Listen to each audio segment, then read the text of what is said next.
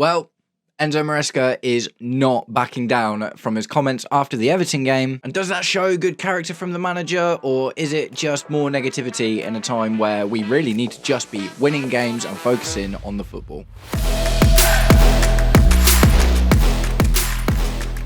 Welcome, Blue Believers, to another episode of the Stamford Sync, where we are syncing up with everything Chelsea FC. And today, we're going to talk a little bit about what Maresca said in the press conference for the Cardiff game that is tomorrow. And we're also going to have a little look at what my predicted starting 11 for the Cardiff game is. So, the headlines were dominated after our 2-0 win against Everton with a very pointed comment that Enzo Maresca made in the post-match interview. He was asked about Malo Gusto, who had an unbelievable performance, and instead of just waxing lyrical about what a good job he did and how he's really developing into the crazy role that he's being asked to play, he instead took that opportunity to say, this has been the worst 48 hours I've had since I've been at the club because people aren't supporting me or my team.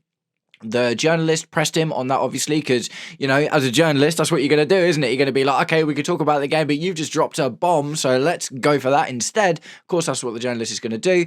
And he asked him, are you talking about the fans? And he said, no, the fans are great, not talking about the fans. And he's obviously not talking about the media, is he? I covered this in a video yesterday. So the idea generally seems to be that that was a pot shot at the owners. Now, I've seen a lot of discourse about this particular conversation, and I myself had a 2.5 hour live stream with my good friend Kai from the Behind the Dugouts yesterday, which is online. If you've got 2.5 hours to listen to us ramble about Chelsea, then go and check it out. But we were talking about it as well, and the general, well, not the general, but there seems to be two camps, right? A lot of people are saying this is still him talking about how he hasn't been backed by the ownership across the season and not been given the tools and stuff that he needs. But I don't actually think that's what it is. I think that it more likely it links to some idea that it's been intimated to him that he's now got a time limit to make the results turn around. Otherwise, he might be, unceremoniously parted ways with, shall we say. And the thing that backs up this is a couple of days ago, another thing I reported on was there was a random report that I gave very, very little credence to at the time, saying that Oliver Glasner had been told to not sign a new contract with Crystal Palace because they don't know what's going on with the Chelsea situation. And since then, there's also been a 4-man shortlist comprised of Oliver Glasner, Iraola from Bournemouth, Cesc Fabregas from Como, and Liam Rosinia, the current Strasbourg manager, about potential replacements. Now, the thing for me with this whole conversation is Maresca specifically said the last 48 hours. Do you know what I mean? He didn't come out and say, I haven't been given the tools, or I don't have what I need in the squad. He didn't even try and veil it as like a comment about the players. He quite specifically said that him and his team haven't been backed in the last 48 hours. And to me, that only says that I think that he's probably, there's been, something with the technical director saying, you really need to turn this around or we're going to start looking for someone else. So that's the general conversation. Like I said, we went into it much more depth in our live stream yesterday. Go and check that out if you fancy it. So today, inevitably, was going to be the press conference before the Cardiff match tomorrow. And also, inevitably, it was always going to be brought up again, wasn't it? Because instead of being able to enjoy the 2-0 win, which was a really good performance from the team, Enzo Maresca had made yesterday and today all about this specific comment. And the press conference was always going to be about that as well. You're not a journalist worth your salt if you don't revisit that with Maresca, do you know what I mean? So, what can happen in these situations is managers can often, when, they've said something that hasn't been construed in the way they want, or they've, it was a heated moment or whatever, they come out and they say, yeah, no, do you know what I mean? That's not what I was talking about, whatever. But instead of that, Maresca was pressed again by the journalist about this specific thing. And he said, those 48 hours are really difficult. I have nothing to add to this comment. And that is saying a lot by saying a little, isn't it? So Enzo Maresca is essentially right now doubling down on his comments after the Everton game, saying, yeah, no, 100%, I meant what I said, and I've got nothing to add to it. There's nothing to add at all. There's no, I've got a great relationship with the technical team, I've got a great relationship with the owners, we've spoken and everything's fine, and none of that at all, which is, you might have expected to see something like that. He's just come out and put his foot down and been like, no, nothing to add, absolutely nothing to add at all. So things might be getting a bit hairy, man. Things genuinely might be getting a little bit hairy, and it doesn't look like he's really trying to dampen that fire at all as well. Now, there's a few ways you can look at this. Is he putting pressure on the ownership and the technical team to back him a bit more in January and to support his team a bit more and to give him promises and assurances that he's going to be in the job long term. Because if he is doing that, I don't think this is the way to do it, man. Do you know what I mean? I don't think, even if there was an opportunity to do that, I don't think the way you do it is by coming out and slamming him in the press essentially twice now. That's the thing. He didn't make the pointed comment, but he absolutely refused to retract it. And that is as good as saying it again, isn't it, at the end of the day? If you're not going to, there was another article that came out literally a couple of hours after that comment had been made saying Chelsea higher-ups want Enzo Maresca to diffuse tension, and he hasn't done that. Do you know what I mean? He absolutely 100% hasn't done that. Also, the owners haven't come out and said, we've got a great relationship with Enzo Maresca, we see him as our long-term manager, do you know what I mean? To try and diffuse all of these things, which does happen sometimes, do you know what I mean? Rumours can kind of explode and go a bit crazy and, do you know what I mean, obviously catch fire in the media and social media, and it's normally quite easy for a club to come out, even if there's something to it. If a club wants to put forward this idea that no, there's no tension, there's nothing wrong, then the club or the manager easily has had opportunities to come out and do that. That's not what's been happening, man, and that's not what happened in the press conference today. Enzo Maresca, like I said, he said a lot by saying a little. He didn't add to it, but that's specifically what he said. He's like, no, I've got nothing to add, and he also had nothing to retract, and he ultimately just kept on saying, I want to focus on the Cardiff game. So this doesn't look good, man. The optics of this doesn't look good at the end of the day. I can only imagine that if the results don't turn around for the rest of the festive season and going into February, which supposedly again there's been lots of rumours floating around this. Another rumour was that he had until February essentially to kind of turn things around, which ultimately mean he would have been given the January transfer window, but he's never going to get to choose the players that come in January anyway. He can only say, I need this profile of player, and then the club can try and make something happen. I don't think, and like I say, a lot of the conversation about this is people were saying Maresca is angry that he hasn't been backed by the owners. Like, I don't necessarily think that's true, man. Like, he will be really generally happy with a lot of the players that he has. And if all of this is based off him not getting a centre-back at the start of the season when Levi Colwill got injured, then that seemed a little bit petty, doesn't it? Because at the end of the day, Fofana and Chalobah are doing really, really well at the moment, and you're not going to go and spend huge amounts of money on a backup rotational option when you've got loads of players in the squad already. And ultimately, the coach's job is to improve those players, right? It's Enzo Maresca that's made the decision not to play Josh Achiampong. So again, rumour, we're talking about the rumours, but I think it's all relevant. Another rumour is that the ownership aren't happy that he hasn't been developing Josh Achiampong and he's been choosing to play Tosin Adarabioyo or put in Yoro Hato and centre-back sometimes. Josh Achiampong, from the face of it, from a fan's perspective, we don't know what's going on behind closed doors, but all we can see from Josh Achiampong is he had 2 or 3 great games when there wasn't much going. Tosin was injured, Badiashile was injured, loads of players were injured, so Josh was getting opportunities and playing really, really, really well. And Josh has been playing really well, and then all of a sudden completely dropped. And he did kind of admit in the Leeds game, at the end of the Leeds game, Tosin had been put in that game and had a horror show, and he did come out and say, I regret not playing Josh. So, but, we're quite far into the season now, and I do feel like it is nuts that Josh Achiampong hasn't had more opportunities at the end of the day. So, some of this is definitely of Enzo Maresca's own making, because an internal solution to the centre-back issue is develop Josh Achiampong. Do you know what I mean? At the end of the day, Josh Achiampong probably wouldn't have made quite as many high-profile errors as Tosin Adarabioyo has. A lot of people are quite, reasonably savage on Benoit Badiashile because he's been quite error-prone in the past as well. Trevor Chalobah has played pretty well for the most of the season. Wesley Fofana has been transformative to our defence since he's come back. So I can't put too much stock in the idea that this whole conversation that we're talking about now, it all spurs from this centre-back situation, because there have been options and Maresca has chosen not to use them. So it's a bit nuts, man. It's a bit nuts. There's, it's going to be a dramatic Christmas period at the end of the day, and the only thing that will turn this around is wins. That's just the truth, isn't it? No one's talking about the drama. summer when the team are winning. No one's going to be talking about Enzo Maresca's comments or whether his job's safe or whatever, because at the end of the day, if he comes out of this festive period and keeps us in the top four, gets a load of wins, pushes us forward in the cup, then ultimately things are going to be a bit rosier, aren't they? But if the problem I have with this is Maresca's invited in all this extra pressure. He was feeling pressure from inside the club potentially, right? That's what we're talking about. But by doing this, he's invited extra pressure from the outside, because now everyone's going to be talking about it all the time, and he's going to be even more hyper-analysed than he already is. Because if there's a loss, like if we lose against Newcastle or Bournemouth when we play them again or something like that, the conversation isn't just going to be, Maresca making decisions and wrong tactics and stuff. There's going to be, there's something wrong inside the club because there's tensions, and that's affecting the players, that's affecting the manager, that's affecting the relationships with the technical directors and the higher-ups. All of a sudden, by doing this, Maresca's added this extra layer of pressure to everything. And one thing I really want to say, I'm not Maresca out. Do you know what I mean? I don't want to see another manager sacked, because I'm sick of seeing managers sacked and new ones coming in. And we've just had it for so long, and I want to see someone come in and build a successful project at the end of the day.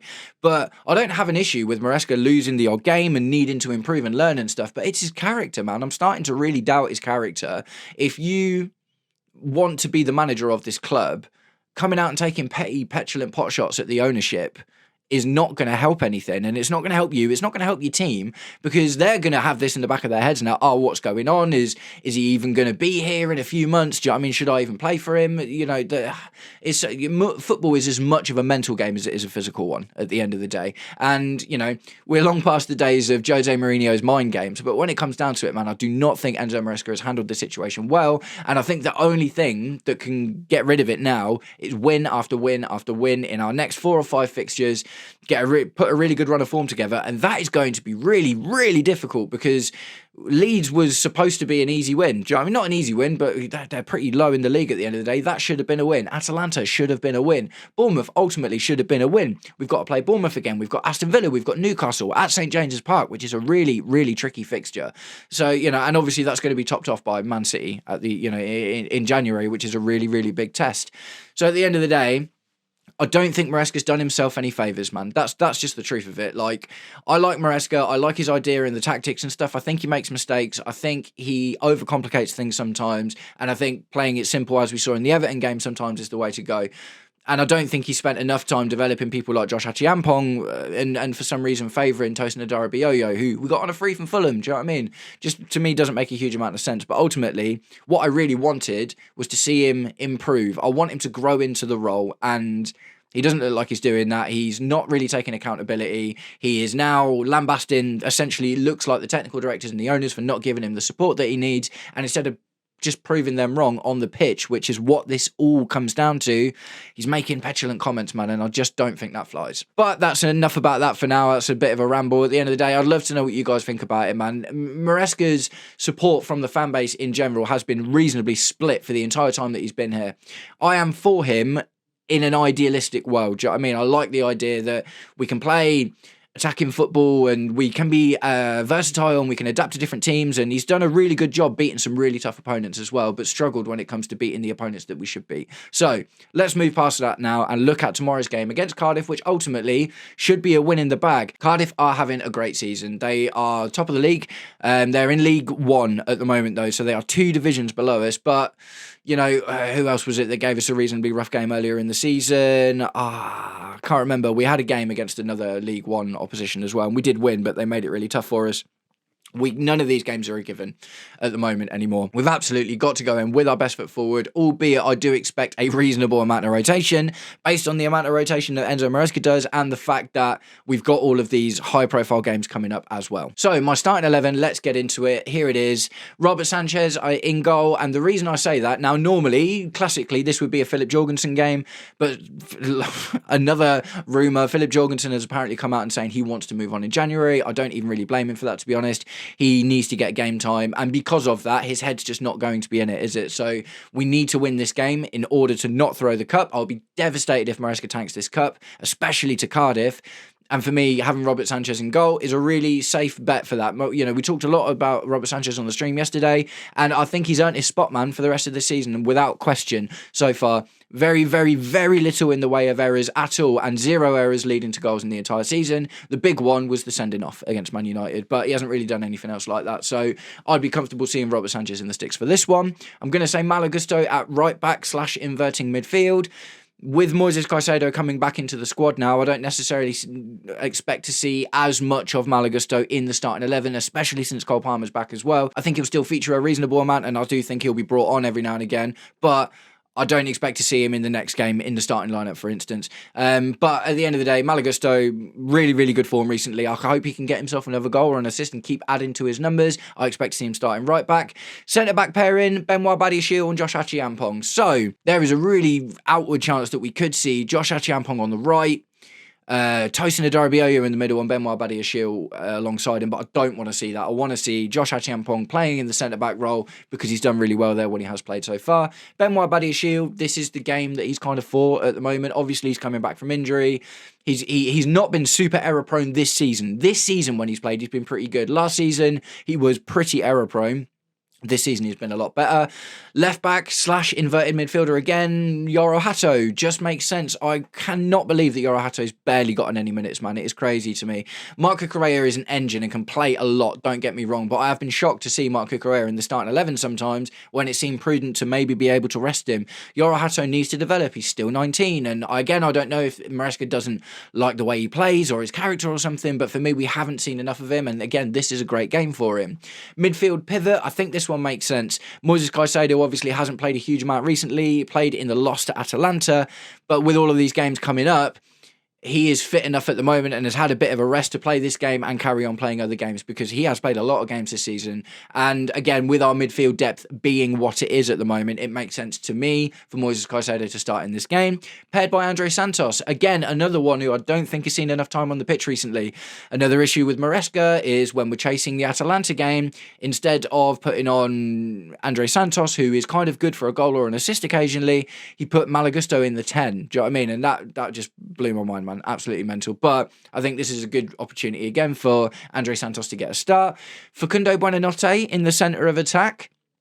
Have a feeling this might be the last time we see him, if we see him at all. There's some talks about Facundo Buonanotte potentially going back to Brighton in January. I don't think that would be crazy now Cole Palmer's back. Pedro Neto can play in the 10. Enzo Fernandez can play in the 10. Esteval Willian can play in the 10. I don't necessarily think we need Facundo Buonanotte to play in the 10 anymore, but I think he could get some cursory minutes in this game. Right wing, Esteval Willian, been a little bit out of the team recently. Obviously, he, got the yellow card in, I can't remember which game it was actually. I think it was Bournemouth, wasn't it? Just for a petulant boot. And I expected him to miss a game or so before that, but I am surprised at how few minutes he's got since then. He needs to get back into find momentum and get some rhythm again. And again, this makes sense for him to start this game for me, and could be an opportunity for him to, to have a go at a team that you would expect him to get a goal against. On the left, Jamie Gittins. Lots of conversations about Jamie Gittins and Garnacho at the moment. I still think Garnacho is ahead of Jamie Gittins in the grand scheme of things. Garnacho is being lambasted a little bit for missing a lot of chances in the Everton game. I get that, but also he's never really got that many chances before. So I don't think you take Garnacho out just for missing the chances in that one game. Because at the end of the day, if he can build on that, start turning those chances into goals, then he's flying, isn't he? And I do think that although Jamie Gittins is looking like a really good creative player, for me, Garnacho in the first team is still ahead of him at the moment, and I expect, again, Jamie Gittins to get some minutes in this game. And up top, Mark Gue, because without Liam Delap there, we've just got no strikers. Do you know what I mean? We haven't seen Tyreek George for a while. Again, he's another one I expect to see leave in January, and apparently he has said he would like to go as well. Mark Gue has been getting more minutes recently as well, and it would be really good to see him get a start. Do you know what I mean? Just get 90 minutes. And like Esteval, playing against a League One Cardiff, albeit they are the league leaders, is a game that maybe you could expect him to get a goal in, and that'd be good for his confidence. And, we'll see what happens going into January with the striker situation. So that's it, guys. That is my predicted heavily rotated starting 11 for the Cardiff game tomorrow. Let me know what you think. Have I rotated too much? Do you think Enzo Maresca will rotate this much, or do you think this is reasonable, bearing in mind the rest of the packed fixture list we've got coming up against really big opposition? Nice one, guys. I'm going to leave it there. Thank you very much for sticking around until the end of the video if you did, and I'll catch up with you all very, very soon. Take it easy. Peace.